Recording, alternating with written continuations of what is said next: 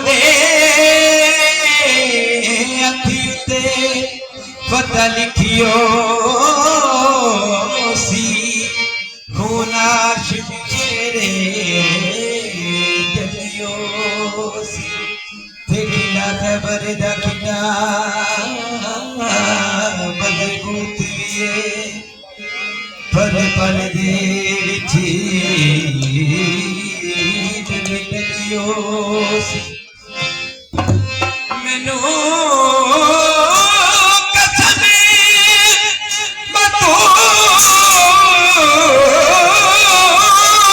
पुत्रा